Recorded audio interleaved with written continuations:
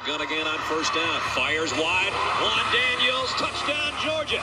This is your favorite receiver, Juan Daniels, and you're listening to the DGD Podcast with my man, Robert Reynolds.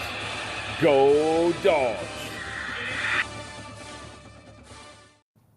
Welcome to this episode of the DGD Podcast. As always, Robert Reynolds, along with Juan Daniels. It's Thursday. Georgia comes off probably the most dominant win of the season, 37-0 shutout of Arkansas. But before we get into that one, we're going to talk about our sponsor here, Lots of Rain Watches.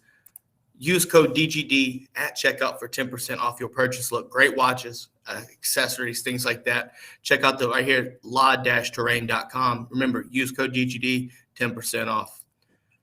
Let's go ahead and get in because there's a lot to talk about, and I'm not even going to talk about Georgia 100% of the time. There's some things that I got a bone to pick with some people that pretty much was just labeling me stupid about 4 months ago. Before we jump into Georgia, I'm going to do this right now.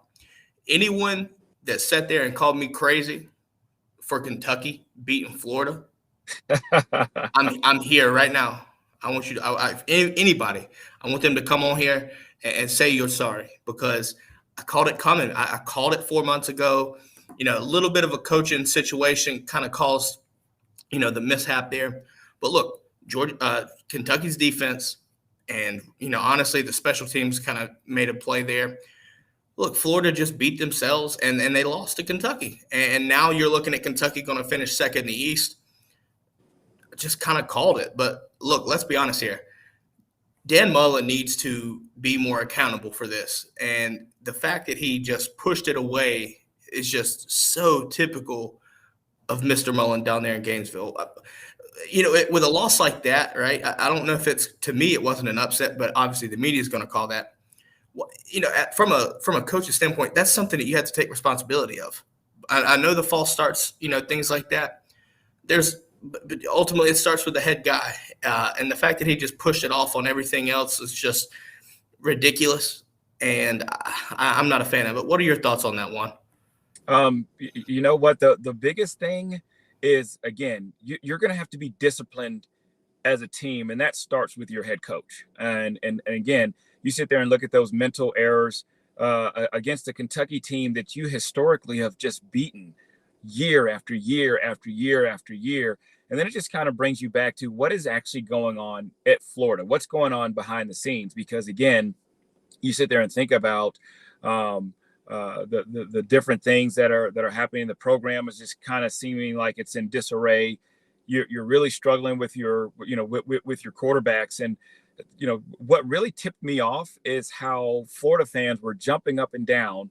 They were super excited about a moral victory versus an Alabama team who, honestly, I think Alabama just kind of overlooked Florida. And they weren't as dominant as they needed to be. And then all of a sudden, again, it's one of those things that you allow a team to kind of stick around and then they'll have a puncher's chance. But then you go and you come off of that super duper high and you go and lose to Kentucky. Not to say Kentucky's a bad team, but this is a team that you've dominated year after year after year. And then you lose in that fashion. That's pretty bad.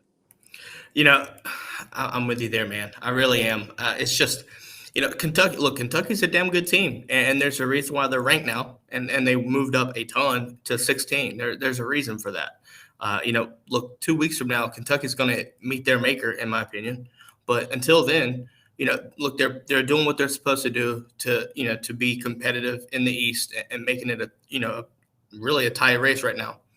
But look, Florida's put a fork in them. They're done. Their playoff chances are done. Obviously, 2 losses, and it's not over.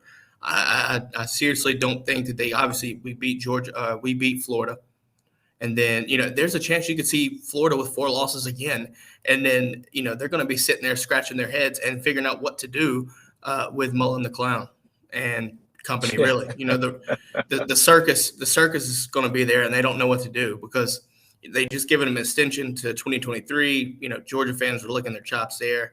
The longer you keep Grantham there, the easier the defense becomes. It does matter, but it doesn't. But I agree with you. I think after that loss to Kentucky, I think you can really see that Bama really just overlooked them and didn't put them away. Yeah, I'm going to leave it at that right there because I don't want to talk about Florida the whole show. Right. But nonetheless, look, the brigade is already popping. Jay Shipes and Sunil called this months ago in May. They said they called it in May as well. And, there's the realist fans kind of see these things. You have those Gator fans that are just super delusional, as with any fan base, really. But kind of saw that coming, especially with Kentucky having a pass game, right? It was the writing on the wall. But let's go ahead and transition over to Georgia here. So 37-0. And I still find it ironic that to beat a team 37-0, especially number 8 in the country, people are still complaining about how we did it. We didn't pass enough, things like that. First off, I want to get your thoughts on the game from an overall standpoint, and then I'll get back to my comment. It just complete domination. I mean, if you think about it, Arkansas came in on a high. They just, they're number 8 in the country. They are excited. Everybody, they're doing their press conferences. Everybody's excited. And then, of course, they come out there and they meet our defense. And what's the old saying? Whoa, Raylene. They really, really ran into a brick wall. I mean, it was really, really bad. And so it kind of was a wake up call. And, again, we've already talked about it. Mike Tyson says, everybody has a plan until you get punched in the mouth. And Arkansas got punched in the mouth. And so for those that complain, you really don't understand football and you really don't understand what actually took place. And what took place was a thing of beauty. It's just kind of like I used to hate watching Lennox Lewis box. I mean, it was just so painful to watch until somebody said, you don't really understand boxing, because if you did, what he's doing is a thing of beauty. It wasn't this slug match, knockout, blowout. And so that's what people are expecting Georgia just to come out there. And like you said, they're not passing enough. They're not doing this enough. But the number 8 team to completely dominate them is a thing of beauty. It was masterful. And we're gonna introduce a section real fast here, and then I'll get back onto my situation here. But we're gonna introduce a new segment called the Game Balls, and this is a perfect transition for where you just went with that and how this game turned out to be. So let me explain this for a second. So the Game Balls, obviously, look, we're gonna give it to our player of the game post game.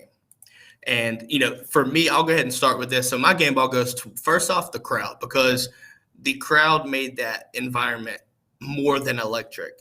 There was a stat, I want to say Holly Rowe, while she was reporting, mentioned an interesting, crazy stat for a noon kickoff game. And, Georgia with 92, 93,000 tops was louder than the whiteout with 106,000. So almost 14,000 people more at nighttime, was not as loud as Georgia at a noon kickoff. So Kirby coached, he challenged the fan base to be elite. They more than took up that challenge. You could see that from just the first series, right? The first 2 plays, 2 false starts back to back. So you automatically get put at a 1st and 20.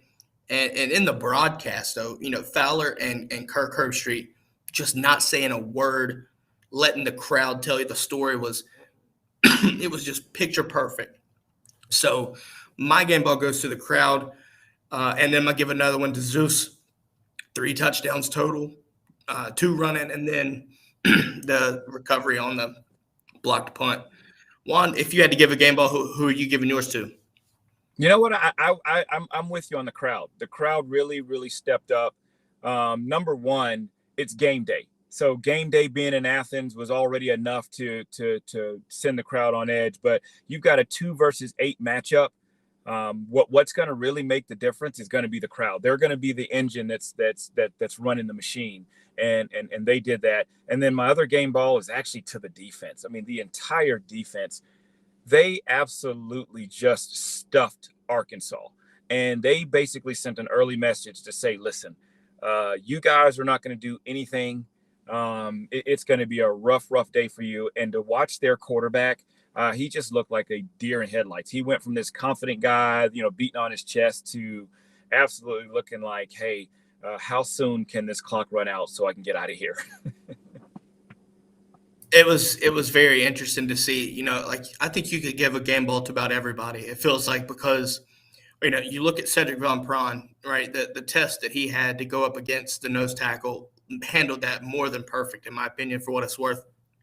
There's a lot to go around, but I think the crowd was legitimately elite. And if we continue to do that and the fans shows up at every game like they did, I don't see us, the crowd, the environment could could affect games. Although I think Georgia's just going to dominate. That's just the way I'm looking at it. But nonetheless, it's going to be interesting to see, though, obviously going to Auburn, right? Going to Jordan-Hare this weekend, which we'll talk more about tomorrow. But it's going to be interesting because it'll be our first true road test, and yeah, look, Vanderbilt is not a road test. We have turned that place into our second home almost. So, obviously I think we're going to get tested, and I'm looking forward to it. I really do. But until then, Georgia's just going to go ahead and manhandle teams as they always did. The defense was just insane to me as well, though.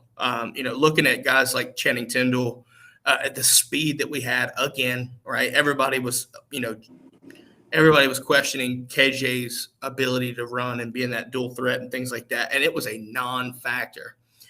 So it was just an overall dominating performance.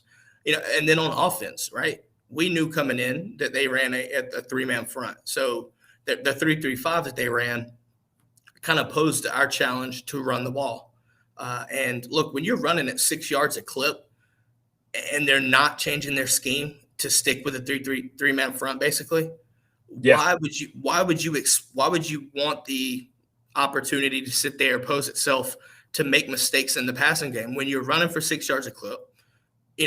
Understand that Todd Monken called the game plan exactly the way it needed to be, being patient, taking what was there. If you're running the ball as well as we did, they're not doing anything to change it. There's no reason to throw the ball because it just schematically makes sense to run the ball if you can do it effectively. So right. Saturday I was I was on Twitter and everybody was just blasting it like we need to pass the ball more. And the whole game, it's just, look, this defense, the way they're running it, is not meant to be able to pass the ball like that.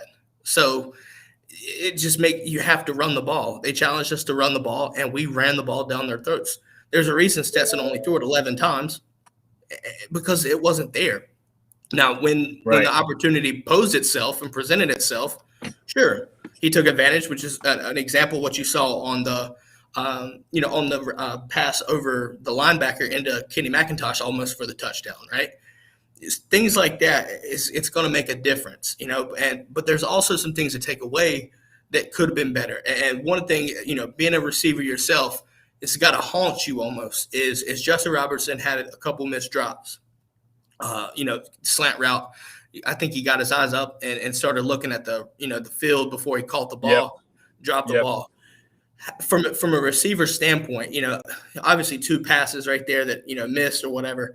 How do you go about from a mentality standpoint of overcoming that right there and focusing on getting better and not making those mistakes again? How do you go about that?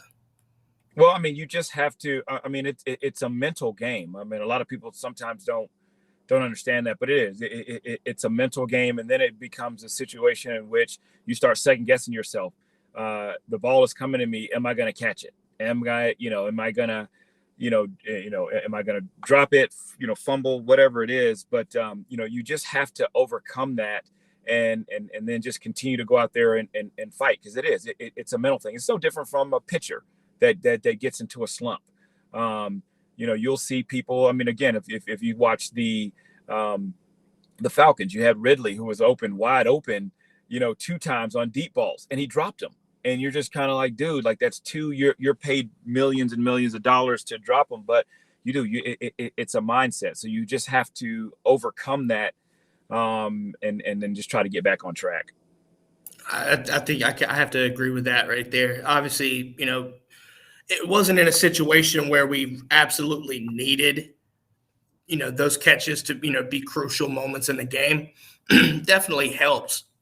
Obviously to catch those and move the ball the way they did. But, looking into that right there, it happens. Maybe, with the way wide receivers are, does that impact, him playing, right, getting reps? Maybe, especially when you start to get guys back healthy, Don Blaylock and Pickens, with the expectation there.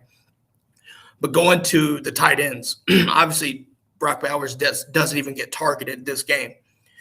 But you also look at the situation where Darnell comes back, not even 100%, and immediately makes an impact in the run game. As a blocker, right? That is one of the biggest things, opening those lanes. So what was your thoughts on Darnell coming back and, maybe not showing everything in the pass game, but still being able to manhandle people in the run game? Well, again, that's just it. He's such a big presence. He did a great job blocking, and obviously you saw him, going in. He'd, substitute, basically just kind of getting his feet wet. But what was great about it is, again, you are bringing him into a situation where you're playing the number 8 team in the nation. So this is a big game, and they're basically saying, Darnell, we need you. We need you to step up and play big. And I really felt like he did that. And then, of course, he also gives you the fear of, hey, if this guy goes out for a pass, now we may be in trouble. And then, and also too, we're just talking about Brock Bowers not being targeted.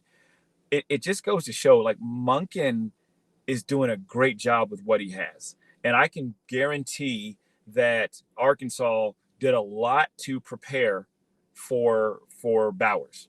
And thought to themselves, probably, hey, if we stop Bowers, we're going to, give ourselves a really good chance. And I think, we think that we're going to do a great job of stopping the run.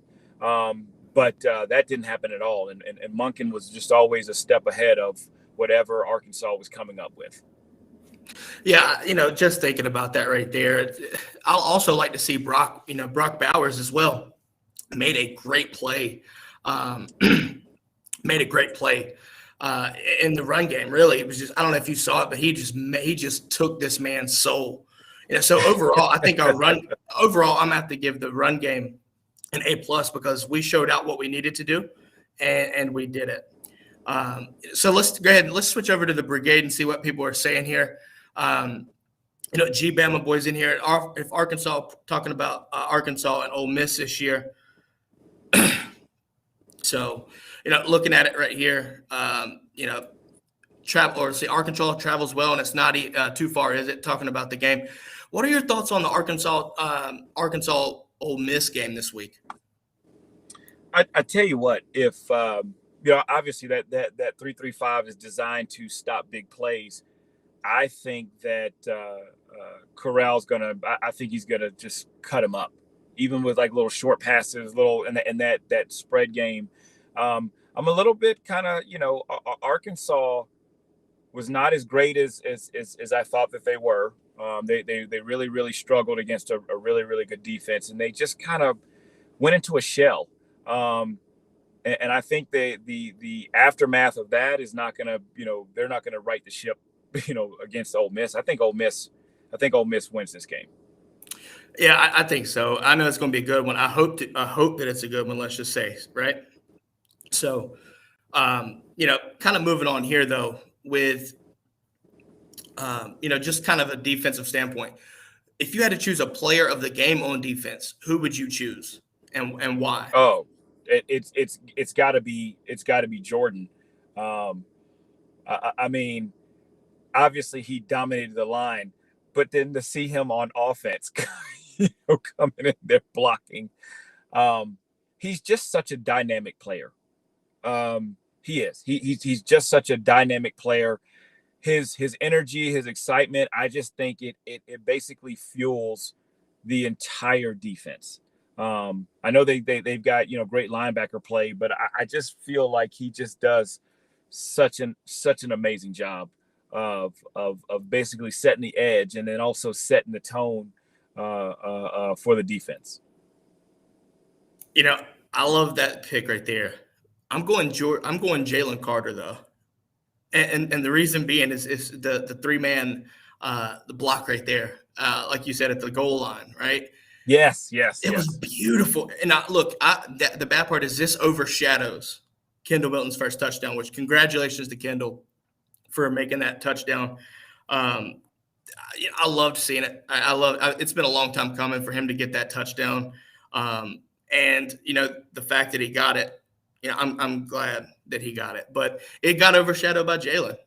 Easily got overshadowed. So, I'm going to transition to this right here real fast, and I want to talk about our special episode here, the Veterans Day show. I want to talk about this for a minute. As you know, I'm a veteran myself, and November 5th we're going to do this. I'll be on vacation and be away. I can't wait for that. And we've also got Chris Milton is lined up, ready to come on the show. If you didn't know, he's a veteran himself.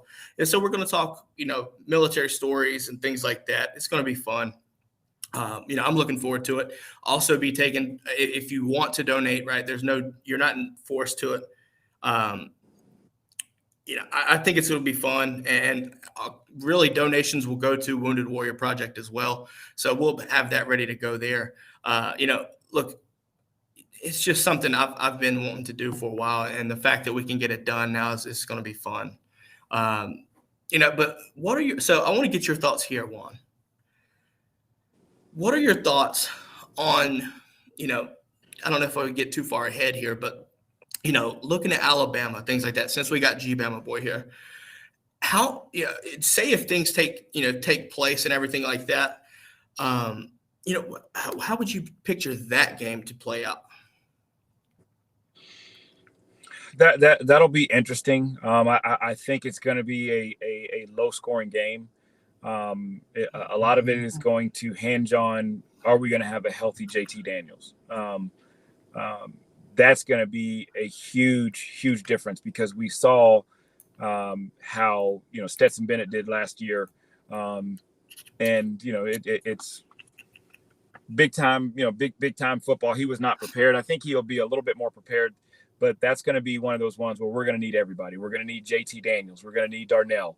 We're going to need possibly Pickens, and again, not really sure. I mean, we need to send out an Amber Alert for Eric Gilbert. Not sure what's going on with that, but if we're going to need him. And then if we've got our running backs hitting on all cylinders, I see us. I see maybe a 24, maybe 24-10, 24-13 game. That'll be I'm telling you now, that's going to be the national title game, in my opinion. I think it has to be. I think the biggest question to me, though, is, how our defense would go up against Alabama and stopping Bryce Young, if that's the case. I think it would be something that we could take advantage of. I think, I love their scheme, right? Their offensive scheme. It's beautiful, but they don't have the, I'm not discrediting Bama here by any means, but they don't have Waddle. They don't have Devontae Smith. Things like that. I still think Bryce is a good situation to have. That's a great quarterback to have. But I literally just think that it's going to be a shootout. And honestly, if Georgia can establish any kind of, run game there, you start to maybe eke out a win, right? They're going to get points on you, right? I think that's the situation there. But I think Georgia's defense might be just that elite, obviously. So, bearing any injuries, things like that, I think that would be a close game, and I would have to give Georgia the slight edge. But I just hope that we're able to do it twice, because I'm telling you, Georgia and Bama Georgia and Bama is going to be your national title as it stands now, in my opinion. I think that's just the way that it has to go. Yeah. Oh, I agree. I definitely agree. That's going to be it's going to be a good one. One would just hope that, that game, that SEC championship game, is close enough to get both of those teams in there. Because right now you've got, you've got the ACC that's completely out of it. I think the Pac-10, I believe that they may be completely out of it. I don't see anything really from the Big 12 outside of Oklahoma, who's not really playing very well right now. And then, of course, you've got the Big 10, who Ohio State's actually starting to play a lot better. And then you got Michigan that's undefeated. And then you've got, there's a big game this week between, number 3 and number 4, or 4 and 5, Iowa and Penn State. So they're looking to try to sneak a couple teams in as well. Yeah, the Big Ten's interesting right now. I know it's going to be interesting to see how they play out, to be honest. Iowa, Penn State, I think that game is going to be boring, honestly. Both offenses aren't that great. I mean, good defenses, but that's just going to be boring to me. There's a reason why they went to the Red River Shootout College Game Day did, and I think that's telling to me, Right? Especially with a 3-4 matchup right there. So, we'll see how that plays out, but we'll go to some comments here from the brigade. Looking at trips, got to remember these are 16, 17-year-olds dealing with in the year 2021. Yes, I agree there. Bama actually gave us a compliment here. Kirby coached a great game. Arkansas dropped 8. Kirby ran the ball. That's what you do. Yeah, that's what we preached about for a while now. And, I think people that don't understand that need to understand that. Kirby's, people wanted to say that it's, kind of just, being conservative, things like that. No, they didn't. We ran the ball the whole time. And, obviously we stopped them and whatnot. Look, 37 points, right, to nothing. Yeah. Running the ball, passing 11 times, and you're complaining. You're reaching. Yeah. You're reaching. But if you think about it, that's true Georgia football. That's Georgia football in a perfect situation. That is who Georgia is. I mean, they want to run the football. They want to limit any errors, and then they want to run the football and they want to play great defense, and they did exactly that. No, you're absolutely right. Look, we could sit here and go on and on, but we'll wrap this up with this right here. Look, the overall take of things, Georgia just beat a top 10 team, not even close, and really just established their reign on the best defense in the country by far now at this point. So, look, there's arguments to be made that Georgia could be number one. And honestly, I believe in that, but also understand that until Bama gets beat or somebody beats Bama, that they deserve to be number one. So I get that logic.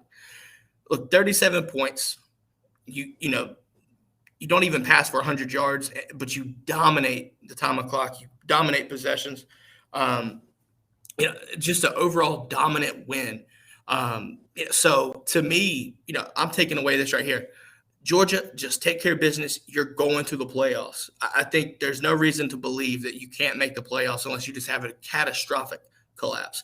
What are your thoughts to put the Arkansas game to bed? Oh, absolutely. I mean, just absolutely. It was for Arkansas fans, it was a nightmare. For us, it was a beautiful dream. And you know what? Like I said, you move on and you focus on what's ahead of you. Absolutely. So we're gonna call it for today's show. Obviously, make sure you stick around on YouTube wherever you're watching this for the Q&A real fast. But for those listening on podcasts, look, if you have your lunchtime break, noon Eastern, Thursday, Friday, catch us on our YouTube, Twitter, Twitch, Facebook, things like that. But nonetheless, remember LaTerrain.com, DGD at checkout, 10% off your purchase. Look, it's great. It's a great day, great win, but we're going to call it there. And everybody have a great day. Go Dogs. Go Dogs. This is the DGD Podcast. Go Dogs.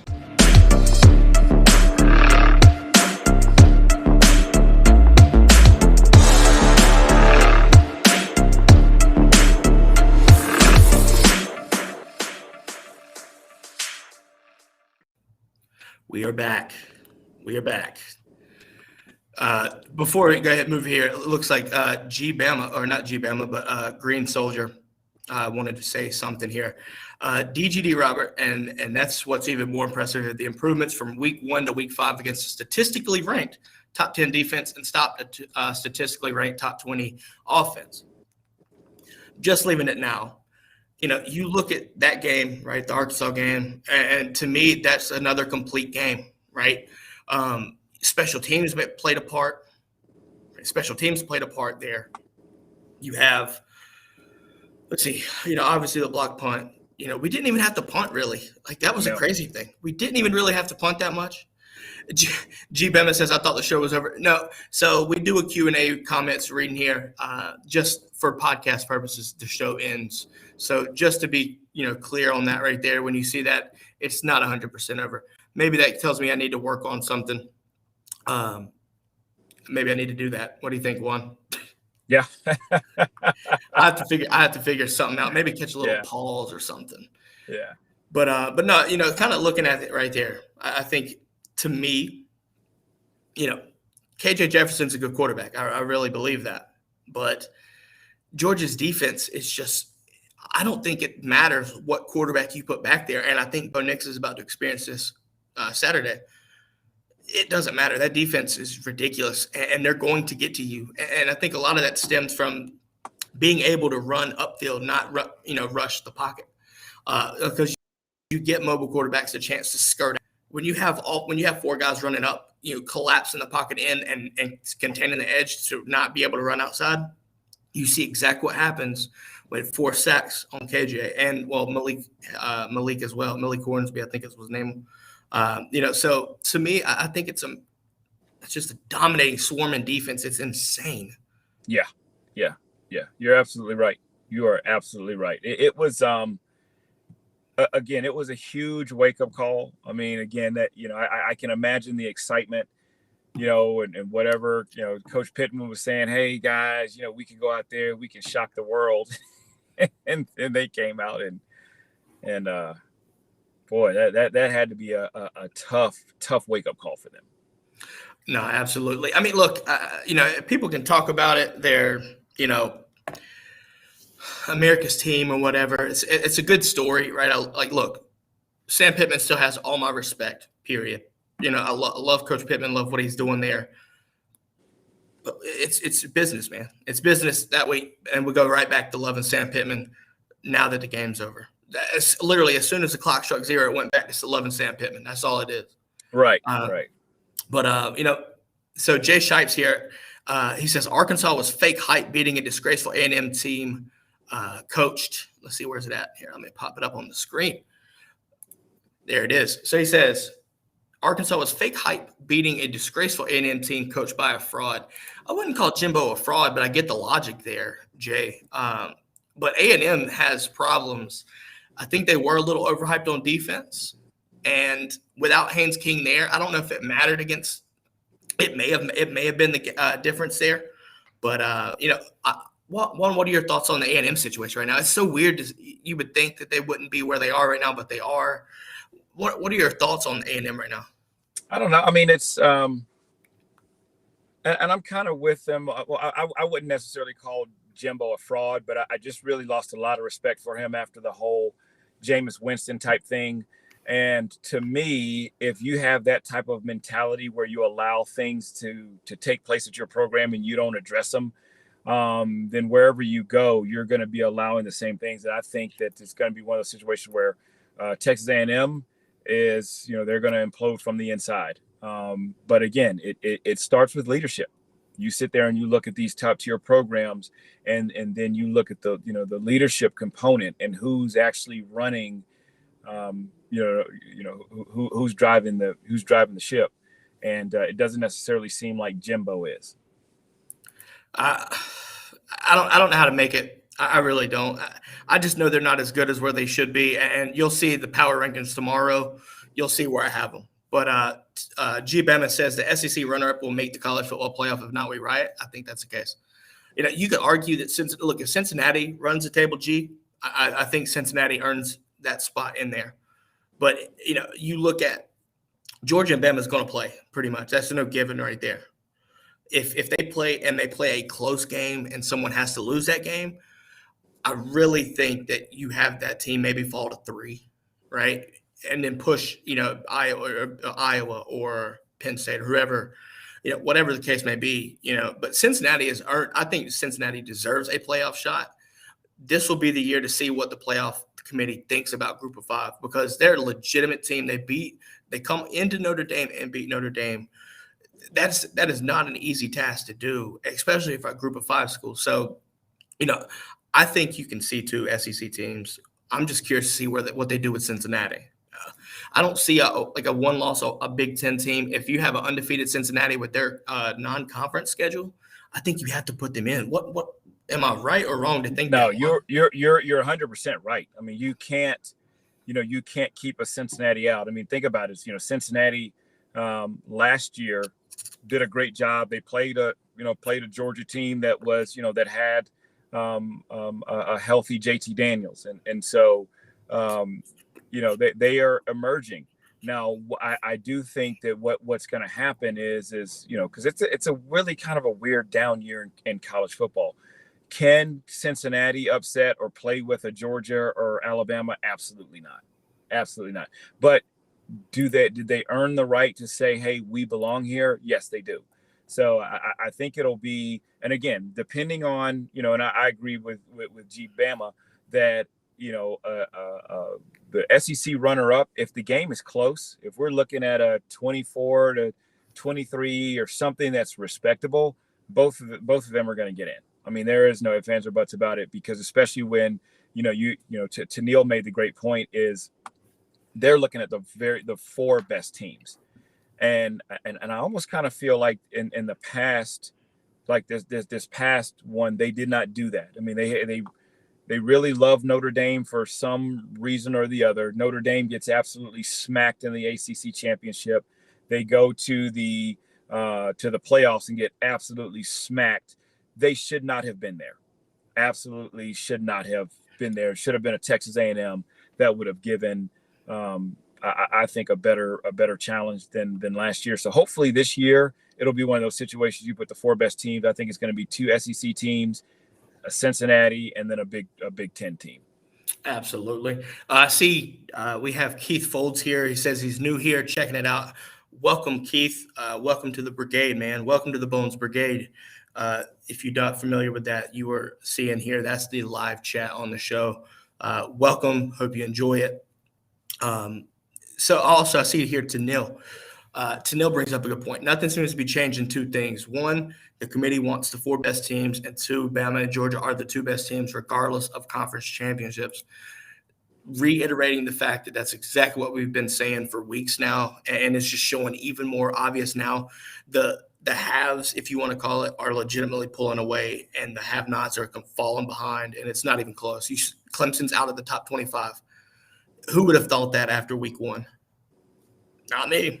Yeah. Well, out of the top 25, no, but they've completely collapsed. And, LSU losing guys. The LSU is about to get beat by Kentucky. They're about to go up to Lexington and get mollywopped if they're not careful.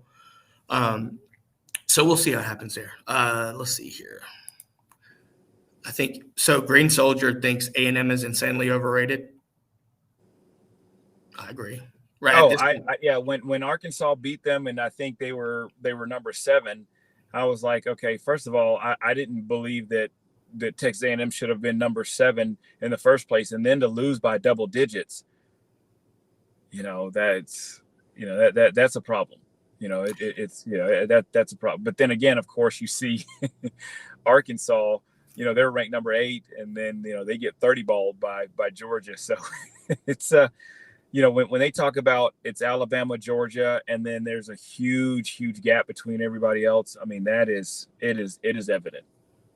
Absolutely. Tanil brings us up to know, is this true? She said she literally had a lifelong OU fan tell me last night that he hopes they lose so they don't have to play Georgia in the playoffs and get humiliated. Look, I'm telling you right now, I don't know if Oklahoma makes it to the playoffs regardless. They just have not. The eye test is not there for me. It's really not. I mean, you beat Texas, they got over the Kansas State, which is their hiccup for some reason. But you beat Texas or whatever, you go to win the Big 12 championship, Pac-12's out of it. I think ACC's out of it, right? Big 10, this is where Oklahoma and Cincinnati are going to have at it if they go out, right? Because, Oklahoma, sure, you can go in and be, perfect record or whatever, but do you deserve it more than a Cincinnati? I think Cincinnati would get the nod, but I'm also worried about the playoff committee. If you put them in that situation, the brand of Oklahoma over Cincinnati, I just see that being a case. And look, if that was to come down to it and happen and they put Oklahoma in, I understand people being pissed off. I really would. I mean, they just have not performed well the last couple of times that they've been put in. I mean, and the same thing with Notre Dame. It's almost as if, hey, if Notre Dame has a great season, regular season, if Oklahoma has a great regular season, you just kind of leave it at that, because once they get to the playoffs, I mean, they just get absolutely stomped. I mean, it is just, it's not even close. And then, you've got fans that are, like everybody here on this, on the podcast or in the chat, that are really mad. It's not good football. No one wants to see a complete, absolute blowout. You want to see some good football. You want your team to win, yeah, but you don't want it to, where at halftime you're already off going to go do something else because it's, they're down by 28, 30 points. Yeah, I don't know. You look at, I know we're seeing some comments here about Oklahoma and Tulane, that game, which was wild to say the least. But, Green Soldier made a perfect comment here. Oklahoma made Tulane look like a legit team. Who else has played Tulane close now? He says they're barely making it through a Big 12 schedule. And honestly, maybe, but the Big 12 is just so down right now. Like, I think they're just going to be, winning games based off of talent. Now they have to go out and play the games, and that could cause a problem. But it wouldn't surprise me to see Texas beat them. Mm-hmm. So you got that right there. And then obviously in the Big Ten, you look at teams like Michigan. Are they for real? Possibly. Michigan State. I think Michigan State's a little bit overhyped right now, but they're legit, right? I think they're legit, but just got to see what they can do when you go to play Ohio State, you play Michigan, things like that. If they can handle business there, then we have to definitely look them in a higher, a level, right? Put them on a bigger magnifying glass if you want to do that. But then you have Iowa over in the West, and I think Iowa, their defense is one thing, but their offense is just piss poor. Yeah. It's painful to watch. It's painful to watch. It's kind of the same way with Penn State. Penn State did fairly good on the defense, but the offense has been kind of subpar as well. So, it's obviously the grand scheme of things. You have 1 and 2, right, with Georgia, Bama showing just their legitimately great football teams, and then everybody else you're still seeing having questions that are still trying to get worked out and are popping up right now. So it's going to be a hellacious time up until playoff season, man. I tell you that. Yeah, you're absolutely right. Let's see. Okay, so Tanil says that person that she was talking about was Rhino 26. I guess check them out. Green Soldier also says that Texas wins running all over them. Michigan is a question for him as well. We'll see him in the game, against Ohio State. Look, that might be a game that Ohio State loses, but we'll see what Harbaugh can do. So, yeah, but I mean, historically, Harbaugh, I think Harbaugh, maybe the year before, coming into the game, probably it looked on paper that they had the best chance to beat Ohio State, and they just got absolutely bombed. It was bad. And so I wonder if it's going to be a situation where, hey, Ohio State's just in Michigan's head. I mean, they just are. Like, no matter how bad, Michigan, or how bad Ohio State is or whatever they're going through, they find a way just to pull out against Michigan. I don't know how to, like I said, I'm with Green here. Michigan's going to be a question mark until they can get over the hump of the Ohio State with Harbaugh there. Right. So maybe it gets done, maybe it not, I don't know. But they're always going to be skeptical to me because Michigan's going to Michigan, it seems like, in big games. Yep. So, Jay Shipes, we'll take one or two more comments here. Jay Shipes says Big Ten always plays marquee games late in the season to let their teams climb rankings early in the year. And I kind of see where they're going, but this year, last year was kind of weird, but this year I think you have to look at where the teams are right now. Has Michigan played anybody? Ohio State played Oregon and lost, and then Oregon goes and loses to, Stanford, by the way. So, you're looking at all these things right here. Obviously we're about to see what happens. It's going to be a cannibalization type effect, for the Big Ten. Who comes out the cleanest will probably make the playoff. I think the Big Ten's earned that right this year. Yep. And then Keith Folds, it's interesting. He says he thinks that, Harbaugh is an overrated coach. And, if you think about it, what has he done that really just is like, it's been blockbuster since he's been at Michigan? I mean, when it comes to the Ohio States, I mean, he has just completely laid an egg. Yeah. So you have to wonder, what is he done? And will this be the year that he actually, kind of proves everybody wrong, that he is not overrated as a coach? But Keith, makes a great point. Absolutely. We're going to wrap it up here, though, Juan. Look, Bones Brigade, you didn't disappoint. Did not disappoint. Look, we'll be here on here tomorrow at noon as well, and definitely going to sit there and have a nice discussion about Auburn Hate Week. But look, everybody, thanks again. Like I said, Brigade, y'all were great today. And look, I hope everybody has a great day. Juan, hope you have a great day, sir. Yes, sir. Yes, sir. Have a good one. Have a good one. Always great.